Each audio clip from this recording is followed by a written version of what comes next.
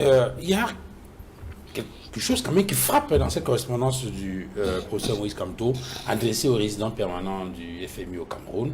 Il dit que le litre de carburant au Cameroun peut coûter 400 francs CFA.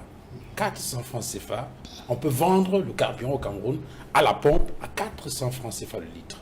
Bien sûr, il faut comprendre que les données du MRC dans le cadre de la correspondance qui vient d'être commise à l'endroit du représentant résident du FMI au Cameroun, correspondance commise, n'est-ce pas, par le président national du MRC, avec l'assistance technique du secrétaire national à l'économie, Dr Sirisso, qu'il faut saluer ici en passant sur le travail en détail qu'il a, n'est-ce pas, bien voulu élaborer. Ce n'est pas dans l'imaginaire que le MRC puise les données pour dire aux Camerounais que si le gouvernement camerounais se rentrait dans la posture d'un gouvernement qui va dans la dynamique des économies d'autonomie et non des économies de dépendance, si le gouvernement camerounais rentrait dans la posture d'un gouvernement qui va dans le sens des économies de production et non des économies de consommation, alors la structure de notre économie permettrait à ce que le litre de carburant mais qu'est-ce que les données, les données qui permettent oui, justement. On peut vendre le litre du carburant à 400 francs CFA. Oui, nous entrons justement dans les données. C'est-à-dire, je prends le décor en disant que ce n'est pas des données qui sont imaginées. C'est-à-dire, quand on rentre dans l'encours actuel, n'est-ce pas, de notre production pétrolière, c'est-à-dire l'État du Cameroun, qu'est-ce qu'il produit en termes de pétrole brut? C'est 100 000 barils par jour. C'est-à-dire, l'État du Cameroun, en exploitant ses ressources pétrolières, produit par jour 100 000 barils de pétrole brut. Ça, c'est important. Or, 100 000 barils, ça signifie quoi quand on a raffiné le pétrole sur la place locale, si on était doté d'une raffinerie qui ne coûte pas très grand chose, on produirait 16 000 litres de carburant par jour.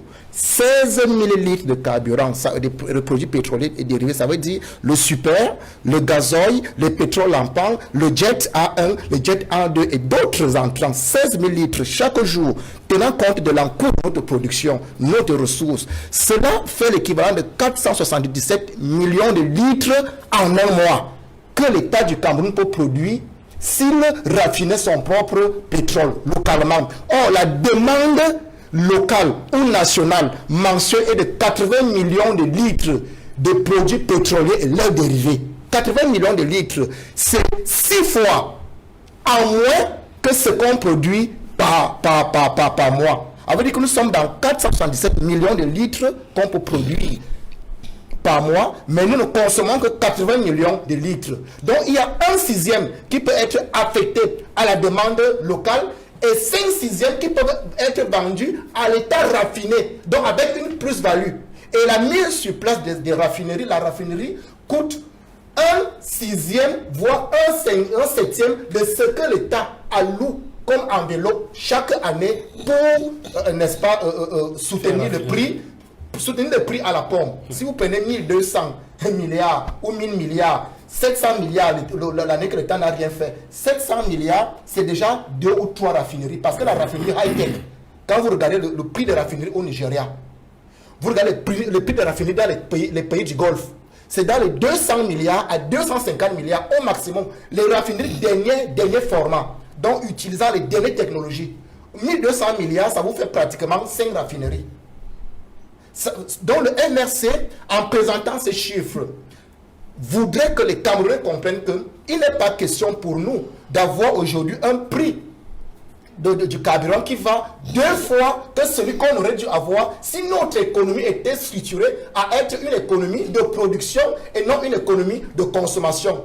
À orienter le pays vers une économie non pas de dépendance, donc extravertie, mais vers une économie d'autonomie. Donc nous avons la capacité et la logistique, les ressources financières nécessaires pour que les 1000 barils que nous produisons par jour puissent être transformés sur place et permettre à ce que les 80 millions de litres dont nous avons besoin chaque mois puissent être consommés et vendus à 400 francs. Les 400 francs là, ce n'est pas le prix dans les villes de Yaoundé et de Douala, 400 francs c'est le prix dans les villes départementales et régionales. Parce que Yaoundé et Douala pourront avoir un prix qui soit en dessous de 400 francs.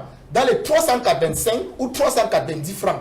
Si effectivement nous avions des dirigeants qui sont soucieux de transformer notre société, de transformer notre économie. C'est pour cette raison que dans ce missile Tomahawk, les missiles Tomahawk sont ce que les États-Unis ont utilisé en Ukraine, l'équivalent des Iskander que les Russes utilisent, que les États-Unis ont utilisé dans la première guerre du Golfe. C'est-à-dire contre l'Irak. Les Iskander, ce sont ce que les Russes utilisent contre l'Ukraine dans ces missiles que le MSC adresse au FMI. Le FMI qui, dans sa responsabilité originelle et statutaire, doit assister les économies en voie de développement en matière de pensée. C'est la tutelle technique, c'est-à-dire quand vous êtes en dérapage, il revient au FMI, au Fonds monétaire international, de vous orienter, de vous assister. C'est un devoir d'assistance technique pour que la croissance économique puisse avoir les indicateurs haussiers. Or, le FMI semble avoir un regard de complaisance, un regard d'admirateur face au dérapage. Aujourd'hui, la société camerounaise se retrouve dans les conséquences de ce que moi j'ai l'habitude d'appeler une gouvernance de clandestinité. Parce que le prix du pétrole qui augmente, c'est les embuscades qu'entraîne une gouvernance de clandestinité. C'est-à-dire l'ordre de 422 se comporte dans la structure de son économie comme de la clandestinité, des gens qui ne savent pas où ils vont et qui font dans la non-conformité. Donc, nous pouvons avoir un litre de carburant à 400 francs si on transformerait nos 100 000 barils par jour avec une raffinerie qui nous coûterait moins de 250 milliards. Alors,